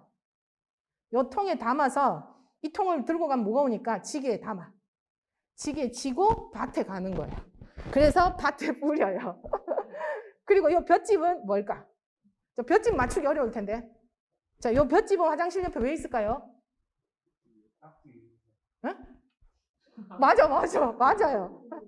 와, 훌륭합니다. 지금은 당연히 화장지죠. 화장지도 뭐 두께가 적당해야 되고, 그죠? 부드러워야 되고, 화장지를 쓰죠. 이 당시에는 화장지가 없어요. 그래서, 요 볏짚 있죠? 볏짚을 막 부드럽게 해서 볼일 보고 닦아요. 그 제가 일반인 부자 썼는데, 보통은 볏짚을 많이 썼다고 해요. 부자들은 볏짚이 좀 까칠까칠하겠죠? 엉덩이에 닿으면. 천을 썼다고 해요. 부자들은 천을 쓰고 버렸겠죠? 그리고 좀 지나면 이제 종이가 많이 나오면 신문지 있죠. 신문지를 이렇게, 저는 어릴 때 그걸 알아요. 재래식 화장실에 가면 신문지를 한 요거만하게 잘라서 구석에 딱 있어요. 한 요만하게 잘라서 있거든요. 그럼 신문지 그대로 하면 뻣뻣하잖아. 이렇게 막 비벼서 신문지를 부드럽게 해서 사용을 했어요. 제 어릴 때는 이런 거 실제로 제가 봤거든요. 그래서 초기에는 볏짚이고, 볏짚은 오래 쓰진 않았겠죠. 엉덩이가 너무 거칠하니까. 하여튼 그래서 이전에는 볏짚을 그렇게도 사용을 했습니다. 자, 이 사진은 아까 분뇨를 담는 통이죠. 그거를 장군이라고 불렀어요. 장군. 그래서 아까 잠깐 일기에도 나왔는데 몇 장군이 이런 표현이 있거든요. 요거 몇 번 운반했다. 이 표현을 똥장군, 오줌장군 이렇게 불렀고요. 이걸 지고 다니면서 분뇨 화장실 변소 청소해주는 그런 업종을 가진 사람도 있었어요. 시골에는 잘 없는데, 시골에는 다 밭으로 거름을 쓰니까 덜한데, 도시 지역의 재래식인 경우는 그걸 퍼서 밭에 쓸 수 없잖아. 도시 사는 사람들은. 도시 사람들도 재래식이 있었을 거 아니에요? 그러면 그 똥을 퍼가는 똥장수가 있었어요. 돌아다니면서 이제 그 집에 가득 찼으면 퍼내야 되잖아. 그러면 그 집 주인은 돈을 주고 똥을 파는 거예요. 그러면 그 사람은 그거 가지고 와서 뭐 어디 또 다른 데 팔 수 있으면 팔고, 아니면 자기 밭에 거름으로 주거나, 이런 식으로 도심에서는 이제 똥을 사가는 사람도 있었습니다. 하여튼 이게 이제 담는 똥 장군이 오줌 장군. 이제 변소는 이제 할아버지 집은 그래도 좋았어요. 변소 도단에서 이제 지붕도 있고요. 변소 문도 있어요. 옛날에는 문 없는 경우가 많았습니다. 화장실 문은, 변소, 그러니까 자꾸 제가 화장실이라고 하는데, 지금은 이제 화장실이라는 표현이 맞고요. 옛날에는 뒷간 변소, 딱 볼일만 보는 데니까 뒷간 변소인데, 할아버지 집은 지붕도 철판으로 만들고 문도 달았어요. 태풍에 변소가 날아가서 그것을 수리한다. 뭐 이런 표현도 있고요. 그 다음에 아주 옛날 그 이전에는 이 변소 바닥이 흙이었어요. 근데 할아버지 보면 61년도에 변소 바닥을 세멘 바닥이라 표현하죠. 시멘트로 바닥을 바르는 얘기가 나옵니다. 그러니까 이제 할아버지는 61년도에 이제 벌써 그 바닥을 시멘트로 바른 거죠. 그 다음에 이제 할아버지는 밭이 좀 많다 그랬죠. 밭이 면적이 넓기 때문에 할아버지 변소와 바깥 변소로는 거름이 안 돼요. 그래서 여기 보면요, 다른 사람 집이죠. 누구 댁 변소에 인분료를 가지고 온다. 그 다음에 화명초등학교가 바로 옆에 있잖아, 그죠? 화명교 변소에 인분료 싣고 온다. 여기 보면 24장군, 28장군. 아까 그 장군 통이 있었죠? 똥통. 이 장군이 그 똥통 이름이죠. 24개, 28개. 초등학교 변소에서 퍼오는 거예요. 자기 밭에 거름 주려고. 그러면 학교는 좋겠죠? 화장실 그 변소 치워주니까.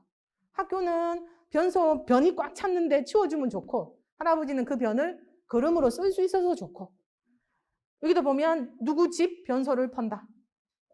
그러니까 그 분뇨를 그 밭이 없어서 분뇨 쓸 필요가 없는 사람들은 누가 치워주면 좋은 거예요. 그죠? 읍사무소 변소, 인분료 퍼온다. 할아버지는 퍼올 수 있는 데서 많이 퍼옵니다. 그 다음에 본인 집 변소 퍼낸다. 이렇게 다양하게. 그리고 또 어떤 게 있냐면요. 배로 실어오는 인분료를 받아서 뿌린다. 배로 실어오는 게 뭐냐면 이제 여기는 지게로 받아요. 지게로 받는데 인분료 비용을 냅니다. 어디 배로 실어오니까 다른 데서 와요. 다른 데서 지게당 얼마 해가지고 그 돈을 받고 변을 사옵니다. 그러니까 이거는 뭐 도심의 똥장수가 갖고 모았다가 팔 수도 있고, 그죠? 어디 다른 데서 이제 사와요. 인분료도 사온다는 거죠. 그 인분료는 그게 거름이기 때문에 거름. 그 다음에 여기도 보면 부산시 위생조합에 주문한 것이다. 인분료 대금을 주고 여기 위생조합 인분료를 또 사오고요. 그 다음에 그 화명초등학교 변소 인분료를 모아서 할아버지 집에는 분뇨 탱크도 있어요. 모아놓는 거죠. 모아놨다가 밭에 밭작물 심기 전에 이 분뇨를 밭에 먼저 뿌려서 흙이랑 막 섞어요. 그리고 이제 어느 정도 되면 이제 밭작물을 심는 거죠. 그럼 그 밭작물은 그걸 거름 삼아 잘 자라겠죠. 그 작물들이 막 크고 있는데 막 뿌리는 게 아니고 미리 이제 심기 전에 땅에 거름을 주는 겁니다. 그리고 거름은 항상 삭혀서 써요. 바로 볼일 본 거 다음날 하는 게 아니라 이제 많이 삭혀서 그렇게 해야 해가 없다고 합니다. 그 다음에 이제 밭농사에 주로 뿌린다고 했잖아요. 상추밭에 인분료 뿌리기. 그 다음에 마늘 심을 곳에 뿌리기. 무 심을 곳에 뿌리기. 그 다음에 전구지밭에. 그러니까 항상 씨 뿌리기 전에 거름을 먼저 인분료로 거름을 주는 행위들을 이제 할아버지 앞부분은 거의 이제 54년부터 쭉 농사일기가 이어져요. 그래서 농사 관련한 얘기들을 지금 많이 쓰고 있어요. 이런 식으로. 옛날에는 인분료도 돈 주고 사오기까지 했다. 그죠? 그 다음에 이제 할아버지 초가집을 수리하는 게 나오는데요. 이 집이 할아버지가 지은 집이 아니고 그 이전부터 사용하던 집이에요. 그러니까 이제 자꾸 낡아지겠죠. 그리고 초가 지붕에 아까 볕단을 이어 놓는다고 했죠. 그게 비 맞고 눈 맞고 햇빛에 많이 하면 걔들도 부스러져요. 볕단이 부스러지기 때문에 그걸 걷어내고 새로운 볕단으로 또 얹어줘야 비가 덜 세고, 그죠? 집이 따뜻하게 위에 지붕이 보온이 되겠죠. 그리고 이 당시에는 방 안에 벽지, 그 장판, 천정지 이런 거 뭐 썼을 것 같아요? 당시에는 우리 지금 바닥에 있는 이런 나무 아니면 비닐로 된 장판, 그죠? 우린 지금 그런 다양한 걸 쓰고 있는데 할아버지는 주로 한지 있죠, 한지. 옛날 그 닭나무로 만들고 하는 그 한지를 많이 사용하거든요. 이제 그것도 주기적으로 낡기 때문에 바꿔줘야 돼요. 그래서 아까 온돌 구들이 있었죠. 구들도 수리를 해줘야 되고 해서 초가집은 때마다 손볼 때가 되게 많았습니다. 자, 방 청마루 수리하는 거 나와요. 방바닥 보른다. 그 떨어진대. 이 큰 방. 네, 할아버지 컴방이라고 써놨는데 큰 방 떨어진대. 방바닥 편편하게 보른다. 부뚜막 수리하고 굴뚝도 수리한다. 그러니까 주로 농사일기가 제일 많고요. 집 관련 얘기도 그 다음으로 많아요. 집 수리하고 집을 어떻게 바꾸고 하는 거. 작은 방 벽 수리한다. 그 다음에 청마루 작은 방 청소하고 세멘이 시멘트거든요. 시멘트를 가지고 지구멍도 막는다. 그리고 아까 제가 한지를 이용한다고 했는데 한지로 천정, 벽, 바닥을 도배를 해요. 주로 한지로 하거든요. 그리고 바닥에는 그냥 한지가 깔려 있으면 빨리 닳아요. 그래서 콩기름이나 들기름 같은 걸로 한지를 바닥에 바르고 기름으로 한번 칠해요. 한 2번 정도 칠하면 기름이 한지에 먹어서 뺀질뺀질하고 코팅이 되는 거죠. 기름 코팅이 되거든요. 그래서 들기름 칠을 한다. 집수리한 얘기를 하고 있습니다. 아궁이 얘기를 잠깐 했는데요. 요 그림을 한번 봐주세요. 여기 어머니인지 할머니가 나무로 아궁이 불을 떼요. 바로 손 밑에 뗄 때는 솥에는 밥을 하거나 뭐 국을 하거나 음식을 하겠죠. 그러면 요 불길이 나무를 조금 더 안으로 밀면 불길이 안으로 들어가죠. 여기 뭐 아궁이, 분어미, 요 밑에 요 방 밑에를 고래라고 불러요. 고래. 요 구들미라고 하는 게 있고요. 개자리, 굴뚝 깨자리에서 굴뚝으로 연기가 나가는 구조예요. 여기 아랫목은 여기 여러분 아랫목 들어봤죠? 불 떼서 제일 따뜻한 곳이 아랫목. 불은 점점 가면서 불이 조금 열이 식겠죠. 여기는 운목. 조금 덜 따뜻하겠죠. 아랫목이 그래서 따뜻한 거죠. 바로 아래쪽. 이제 할아버지는 이제 그 남자다 보니까 집안 고치고 하는 거는 주로 할아버지가 다 하시는 거겠죠. 아랫방 구들 힙인다. 아까 그 방바닥 밑쪽에 그 재가 막 넘어오고 하면 재들이 쌓여요. 그래서 그걸 청소하는 걸 구들 힙인다고 표현하고, 그리고 이것도 몇 년에 한 번 방바닥을 다 드러내고 청소해서 하는 행위들이 있어요. 여기 구들공 나오죠. 구들 전문으로 고치는 사람이 구들공이에요. 구들 놓는 전문가를 이제 마을에는 이제 이런 사람들이 있겠죠. 그래서 이 사람을 불러서 구들을 방바닥을 완전히 드러내고 한 번씩 새로 하는 일도 했습니다. 구들미라고 아까 나왔어요.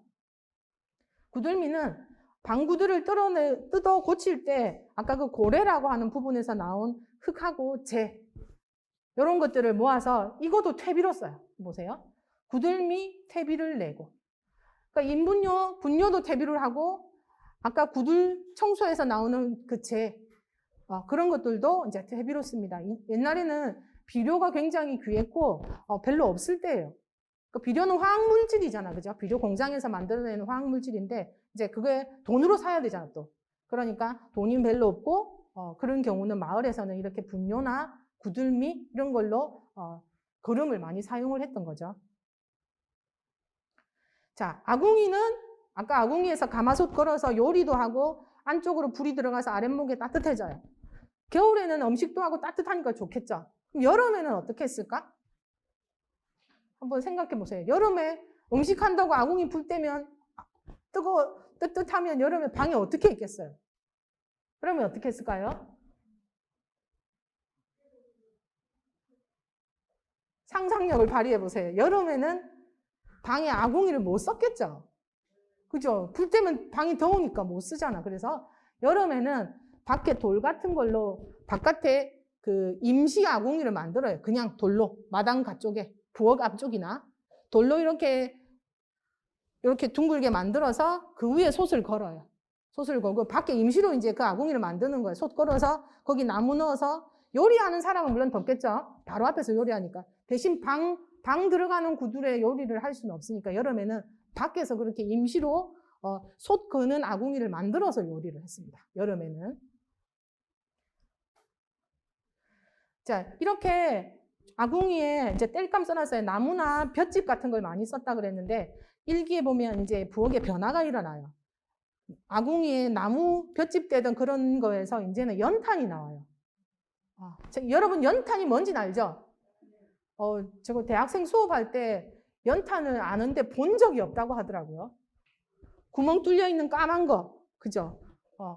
연탄 알긴 아는데 실제로 본 적이 없다고 하던데 여러분도 그런가 모르겠네. 연탄 부엌. 그러니까 나무 넣어서 불 때는 아궁이는 아니고 연탄을 넣어서 부를 때는 아궁이로 이제 연탄 부엌으로 바뀌고, 그러면서 연탄 위에 보통 그 그릇 그 작은 냄비 같은 거 올려서 요리는 되는데 연탄 열로 음식하기는 좀 힘들기 때문에 석유로 만든 풍로라는 걸 사용을 해요. 연탄 부엌, 풍로 이런 게 이제 등장을 합니다. 그러니까 연료도 다양하게 바뀌는 거고, 이렇게 되면 나무 해오거나 돈 주고 나무 사거나 이런 일이 없겠죠? 그러니까 노동력이 조금 줄어들어요. 엄마들이 조금 덜 힘들어져요. 이렇게 보면 부뚜막에 세멘트 바른다, 시멘트 몰탈 바르는 거 나오고요. 이게 57년이에요. 그다음 70년에 보면 연탄 부엌 묻는다. 이제 아궁이 드러내고 연탄으로 방에 불 넣는 난방을 하는 연탄 부엌 한다. 석유 골로, 풍로를 할아버지는 옛날 그러니까 우리 경상도 사투리로 골로라고 부르거든요. 석유 풍로를. 석유 골로를 구입하러 갔더니 없어서 뭐 석유만 먼저 사온다 이런 얘기예요. 그러니까 70년에 보면 할아버지도 석유 풍로를 사용을 합니다. 이게 이제 그 조선시대 부엌이라고 복원한 모습이에요. 아까 제가 싱크대 없고 그릇 놓는 찬장 뭐 이런 얘기했는데 이제 그런 모습들 여기 그 조선시대 모습이고 여기는 목포에 있는 박물관인데요. 이게 재현해 놓은 모습이에요. 여기는 일반 아궁이 모습이다, 그죠? 요거는 여기 텔레비에 이렇게 가끔 나오던데요. 요걸 돌리면 바람이 일어나요. 그래서 여기 불 뗄 때 바람 잘 해가지고 불 잘 붙으라고 요거 사용하죠. 그 다음에 요거도 뭔지 알죠? 화로라고 해서 여기 왜 불 붙은 나무 같은 거 넣어 놓는 거 있잖아, 화로. 그 다음에 연탄 부엌이에요. 여기 연탄 부엌, 그 불구멍, 그 공기 조절하는 구멍이 여기 있고, 여기 79년, 몇 년이에요? 78년 신문인데요. 여기 어머니가 연탄 갈고 있는 모습이네. 그죠? 까만 연탄을 여기 넣어 놓으면 불이 다, 그러니까 열을 다 내고 나면 이 까만 연탄이 하얗게 변하죠. 그때 완전 하얗게 되면 불이 꺼져 버려요. 그러니까 완전 하얗게 되기 전에 까만 연탄으로 바꿔줘야 돼요. 그 연탄을 그래서 뭐 하루에 2번을 바꾼다던가 완전 하얗게 되기 전에 연탄을 까만 걸로 바꿔줘야 불이 계속 붙어요. 까만 게 사용할 수 있는 연탄이고 하얀 거는 다 쓴 연탄인 거죠. 여기 보면 어머니가 연탄 집게로 연탄을 이제 바꾸는 행위를 하고 있죠. 이런 게 연탄 부엌이고요. 이게 석유 풍로예요. 여기 심지에 여기 밑에 석유가 들어있거든요. 그래서 심지에 석유가 타고 올라가서 불을 놓으면 여기 냄비를 올려서 요리를 할 수 있는 옛날엔 이런 걸 사용을 했습니다. 주택 수리하는 것 중에 계절에 맞춰서 하는 게 또 있어요. 그러니까 옛날 농부들은 농사일도 해야 되죠. 그죠? 초가집도 때에 맞춰서 바꿔줘야 되는 것들, 수리하는 것들이 있는데 특히 이제 겨울철에 대비해서 문에 창호지를 새로 바른다. 옛날에는 그 기와집이든 초가집이든 창문 봤죠? 나무로 되어 있고 창호지 발려 있잖아, 창문이요. 그러니까 그 창호지가 구멍이 나거나 떨어지면 이제 겨울에 그 구멍 있으면 바람 들어오잖아, 춥잖아요. 그래서 떨어진 창호지를 싹 걷어내고 새 창호지를 발라요. 그런 일들. 그 다음에 겨울 되면 초가 지붕. 겨울 되면 추수 끝나고 볕단이 많이 생기겠죠. 빈 볕단을 엮어서 초가 지붕을 교체하는 일. 이런 것들 하고 윤달. 지금 우리 몇 년에 한 번씩 윤달이 끼어 있거든요. 그 윤달에 집을 고치는 일, 이런 것들이 시기에 맞춰서 하는 일들이 일기마다 그 시기에 주기적으로 나타나요. 문을 바른다. 그러니까 창호지, 아까 창문 그걸 문을 바른다고. 이게 10월 달이죠. 이제 겨울 들어가기 전에 문을 바른다. 방문에 종이를 바른다. 묵은 종이를 뜯고 새로 바른다. 요거 이제 11월에 겨울 들어가기 전에 이제 이런 작업을 합니다. 역시 10월에 문을 바른다. 그 다음에 초가 지붕을 이는 일은 보면 추수 끝나고 해야 볕단이 나오죠. 늦가을이나 초가을에 묵은 것을 걷어내고 새로운 재료로 지붕을 새로 하는 거예요. 그러니까 주로 이제 농촌 마을은 벼농사를 지으면 볕단으로 많이 하고요. 가끔 지역에 따라 볏짚 대신에 억새, 뭐 쇠풀, 띠풀이라고 표현하기도 하는데 억새 갈 때 우리 강가 같은 데 가거나 그 다음에 산에도 억새 있죠. 억새 이런 것들로 엮어서 지붕을 하기도 해요. 근데 할아버지 같은 경우는 농사도 벼농사도 짓기 때문에 볏짚이 많이 나오겠죠. 그걸 이용해도 되는데 특별히 할아버지는 돈을 주고 억새나 갈대를 사서 억새나 갈대로 지붕을 잇기도 합니다. 그게 볏짚은 거의 1, 2년마다 갈아줘야 돼요. 자주 갈아줘야 되는데 억새는 한 3, 4년 가는 거예요. 그러니까 지붕 이는 것이 굉장히 지붕 교체하는 게 굉장히 힘든 일인데 억새나 갈대는 돈을 주고 사야 되긴 하지만 자주 안 갈아도 되기 때문에 돈 주고 사서 억새나 갈대로 지붕 교체를 하기도 합니다. 자, 추수 끝나서 볕단이 많이 생겼어요. 그러면 이제 이 할아버지들이 그 볕단을 지붕 이을 수 있도록 바꿔요. 그걸 이제 이영이라고 말해요. 이렇게 엮는 거 있죠. 아까 새끼 줄 꼰다고 했죠. 그 새끼를 이용해서 이 볕단을 엮습니다. 그냥 볕단을 지붕에 훅 덮으면 바람 불면 훅 날아가겠죠. 그래서 서로 엮어줘야 돼요. 그래야 바람 불어도 엮이면 잘 안 날아가잖아요. 그리고 아까 용마루라고 제가 말했죠. 그 한옥 구조 중에 수평으로 쭉 되어 있는 그 부분. 용마루에 덮는 거는 양쪽으로 이렇게 덮겠죠. 지붕이 경사져 있잖아요. 그 꼭대기에 덮는 거는 용마름이라고 표현해요. 요렇게 특이해요. 양쪽으로 꼭대기에 이렇게 딱 덮어 씌울 수 있도록 짚을 또 이어서 만드는 걸 용마름이라고 하고요. 그 다음에 보통 지붕 있는 재료로 엮은 거를 이엉이라고 표현해요. 이렇게 이제 요 이엉 한 통 이렇게 했죠.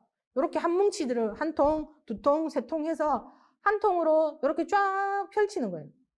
그 다음에 또 두 통째 위에 또 겹겹이 겹치면서 지붕을 덮어 나가는 거죠. 맨 위에는 이 용마름으로 꼭대기에 탁 덮고. 그래서 완성된 모습이 이런 식으로. 그러니까 민속촌에 가서 여러분 초가집 보이죠? 그거 보면 누군가는 몇 년에 한 번씩 이 행위를 해요.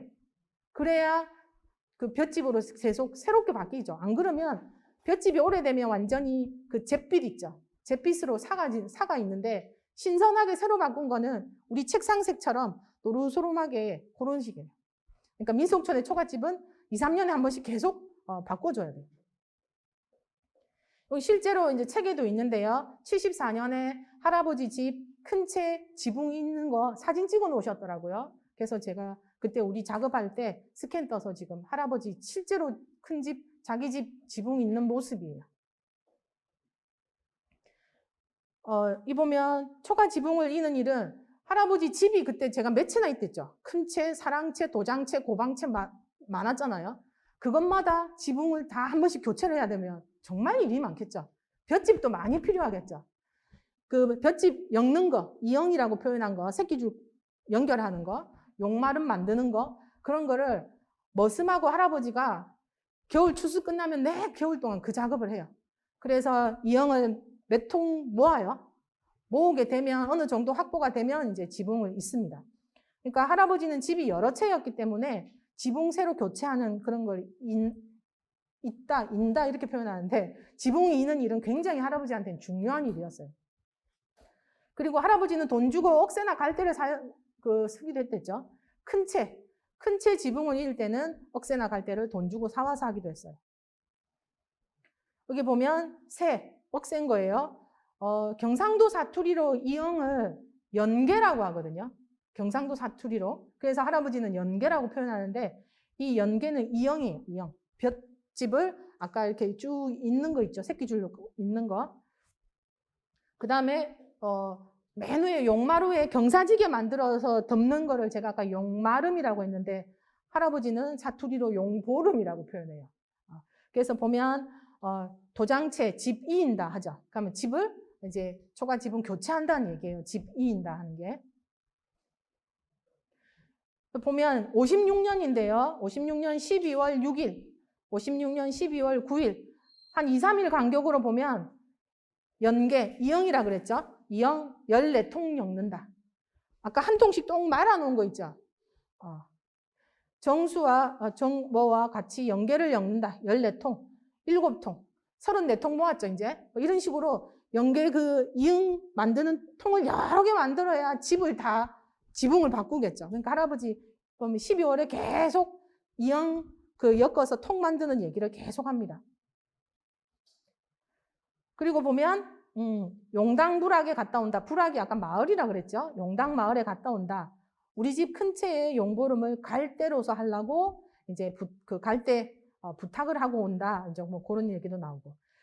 그러면 이제 지붕을 새 걸로 덮기 전에 묵은 거는 걷어내겠죠. 오래된 삭은 볏집 있죠. 이영. 그러면 썩은 이영은 또 어떻게 했을까요? 할아버지는 이걸 또 어떻게 썼을까? 썩은 거 걷어내고 이제 새 거 덮을 거잖아. 그럼 썩은 거는 걷어내서 어떻게 했을까요? 할아버지 제일 잘하는 거. 또 그름이에요. 오래돼서 사가서 제가 잿빛같이 된 그 볕단이 오래되면 그렇게 됐잖아. 그걸 다 걷어 모아가지고 그것도 또 그럼으로 사용합니다. 보면 집을 인 썩은 새를 디비고 물을 뿌리고 그러니까 걔가 바짝 말라 있겠죠. 그거 물을 주고 해서 푹푹 썩혀가지고 이제 퇴비를 만든다. 그러니까 할아버지의 농부 일기를 보면 그죠? 그릇 만드는 얘기가 참 많다, 그죠?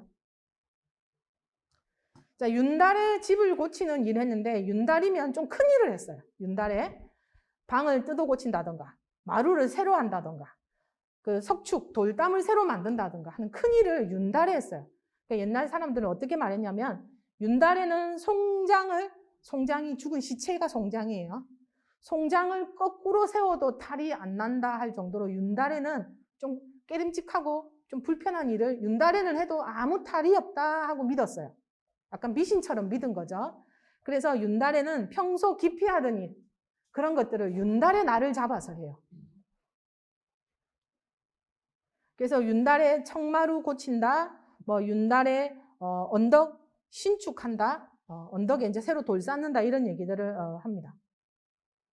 여기 이제 막 할아버지가 일기에 보면 이렇게 표시를 해놨는데 윤달이라고 청마루 큰방 수리를 한다 하면서 이제 여기 날 보면 무슨 일을 했고 뭐 돈이 얼마 들었고 하는 이제 장부를 이렇게 윤달에 작업한 걸 적어놨어요. 자, 조금 정리를 할게요. 이제 질문 들어갑니다. 자, 전통주거 할아버지 처갓집을 쭉 봤어요. 60년대, 70년대 할아버지 집을 봤는데, 물론 할아버지 처갓집에 살다가 70년대 후반 되면 집 다시 뜯고 기와집으로 바꿉니다. 근데 일기에 있는 상황까지는 이제 처갓집이에요. 전통주거 건축의 특징. 집을 짓거나 수리할 때 돌, 목재, 흙, 모래 이런 것들은 주로 이제 자기 가까운 곳에서 갖고 왔죠. 아까 산해곡에서 갖고 온다, 무슨 불악에서 갖고 온다, 그죠? 멀리서 갖고 오면 운반비도 많이 들고 그랬잖아요. 그렇잖아요, 그죠? 그러니까 마을 주변에서 되도록이면 건축 재료를 구해왔다. 그리고 초가 지붕을 이을 때는 자신의 볏집 또는 마을이나 인근에서 구할 수 있는 억새, 갈대를 사용해서 초가 지붕을 새로 바꿨고요. 그 다음에 썩은 볏집, 묵은 볏집은 그럼으로 활용했고, 변소에서 퍼낸 분뇨도 그름으로 사용했고, 그래서 마을 또는 인근에서 구할 수 있는 재료들을 이용하고 또 사용한 재료들은 다시 그름으로 써서 자연으로 돌려보내는 그런 걸 했죠. 굉장히 지금으로 봐서는 친환경적이죠. 그렇죠. 5, 60년대 농촌 지역의 주거에는 지역성, 시골인지 농사 짓는 곳인지 뭐 그런 게 지역성이 드러나죠. 그 지역의 자연 환경에 적합한 형태로 그 전통 주거에서는 그렇게 건축 재료나 그 활동을 했다는 거죠. 자, 질문이었죠, 아까 앞에. 현대 주거에는 어떤 공간들이 있을까요? 할아버지 집에서는 아까 봤죠? 방, 마루, 마당, 변소, 그 다음에 곡간, 그 창고 있었죠. 그럼 지금은 어때요?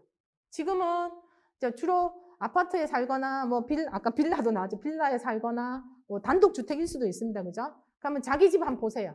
집에 뭐 있어요? 공간으로 봤을 때. 거실, 좋아. 거실. 당연히 엄마 아빠 주무시는 큰 방도 있고 작은 방도 있고 또 부엌, 그 다음에 식탁도 있고 이제는 뒷간이 아니라 화장실 있고, 그죠? 자, 정리를 해봤어요. 침실, 자는 곳이죠, 그죠? 우리 침실, 엄마 방, 아니 부모님 방, 내 방, 동생 방, 누나 방, 오빠 방 있죠. 거실, 부엌, 식당, 욕실, 화장실. 우린 지금 변소 뒷간이라 표현 안 하죠. 욕실, 화장실, 발코니가 있죠. 특히 아파트에는. 단독주택에도 발코니가 있는 경우도 요즘은 있는데 발코니 있고, 지금 단독주택이든 아파트든 현관이 있어요. 옛날에는 현관 없었거든요. 그 다음에 다용도실 해서 이제 또 잡다한 공간들이 있죠. 그죠? 그러면 전통주거, 할아버지 집을 중심으로 쭉 살펴봤는데 사라진 것은 무엇일까요? 마루 사라졌어. 또 변소 사라졌죠. 자, 사라진 거. 마루, 변소, 그래. 아궁이 빠졌네. 아궁이도 사라졌죠, 이제? 아궁이 사라졌어. 그 다음에는 새로 생긴 건 뭐예요? 현대 주거에서 생긴 거. 발코니, 다용도실. 여기 보면 보이죠? 그죠? 새로 생긴 거. 지금 비교했을 때 새로 생긴 것들이 보면 거실 생겼죠? 식당 생겼죠? 욕실, 화장실 생겼죠? 발코니, 현관, 다용도실 이런 건 이제 생겼어요. 새롭게. 주거 공간들이 많이 변했어요. 그죠? 그럼 전통 주거를 보면 좌식 문화예요. 옛날에는 양반다리 한다 그러죠, 우리? 다리 이렇게 하는 거? 팔이 아니라 다리 이렇게 하는. 양반다리, 좌식 문화, 바닥에 앉아서 생활을 했어요. 그래서 밥 먹을 때도 안정뱅이 식탁 놓고 밥을 먹었죠, 앉아서. 양반다리 하고. 방, 마루, 마당은 아까 할아버지 그거 봤죠? 다양한 복합 용도로 사용했어요. 방에서 온갖 거 다 했죠. 마루에서도 여러 가지를 했고, 그 다음에 옛날에는 할아버지 안방 중심이었어요. 손님 친척 오면 안방에서, 밥도 안방에서, 안방 중심으로 생활을 했어요. 농업 중심이었기 때문에 아까 그 창고가 곳간이 많았다 그랬어요. 그럼 현대 주거의 공간은 이 전통 주거와 비교해서 한번 보세요. 현대 주거 공간의 특징은 뭘까요? 지금은 양반다리 아니에요. 어떻게 생활해요? 그죠? 의자, 소파, 침대. 옛날에는 바닥에 요 깔고 잤잖아요. 바닥에, 그죠? 요 하나 깔고 그냥 이불 덮고 방바닥에 잤잖아. 그래야 아랫목 뜨뜻한 게 느껴지죠? 지금 침대에서 자요. 덩어리 뜨뜻한 느낌은 안 나죠? 소파, 식탁, 의자. 그죠? 그거를, 이 용어로는 입식 문화라고 표현해요. 침대, 소파, 식탁 이런 거 입식 문화. 그 다음에 방이 옛날에는 방, 마루, 마당에서 다양한 일들을 했어요. 지금은 어때요? 비교를 해보면 맞아요. 기능이 분화됐어요. 먹는 곳은 식당, 그죠? 자는 곳은 침실. 이게 자고 먹고 하는 것들이 옛날엔 방에서 다 했는데 지금은 기능들이 방마다 분화가 됐다고요. 분리. 기능이 분화됐고요. 그 다음에 마루, 옛날에는 여름에는 마루로 해서 많이 생활을 했겠죠. 근데 지금은 마루가 거실로 바뀌었어요. 거실로 중심하죠. 그러니까 옛날에는 큰 방에서 먹고 자고 다 했죠. 그죠? 손님 접대하고 친척 오면 자고 큰 방에서 다 하는 안방 중심이었다가 지금은 보면 거실 중심이에요. 손님 와도 거실에서 있죠. 거실에서 밥 먹거나 뭐 차를 마시거나 얘기를 하죠. 거실에서. 그러니까 거실 중심이에요. 주거 공간의 변화가 거실 중심. 그리고 옛날에는 농업 중심이었기 때문에 수납 공간도 많다 그랬는데요. 지금은 또 그렇지는 않죠. 농업하는 곳이 점점 농촌 마을이 줄어들고 있으니까. 그런데 옛날이랑 지금이랑 변하지 않는 게 한 개 있어요. 변하지 않는 거. 뭐가 안 변했을까요?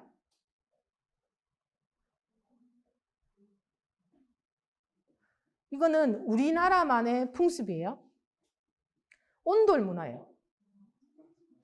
온돌은 옛날에는 아궁이에 불 떼고 연탄 부엌 바꿔도 그 연탄 열로 방에 불을 넣었어요. 근데 지금은 보일러로 여전히 우리 방 바닥을 따뜻하게 하는 온돌 문화는 하는 방식은 달라도 보일러로 온돌 문화는 그대로 유지를 하고 있습니다. 그러니까 이게 이제 현대 주거에서 여러 가지 과거랑 차이점이 있음에도 우리는 전 세계에서 아마 유일하지 않을까 합니다.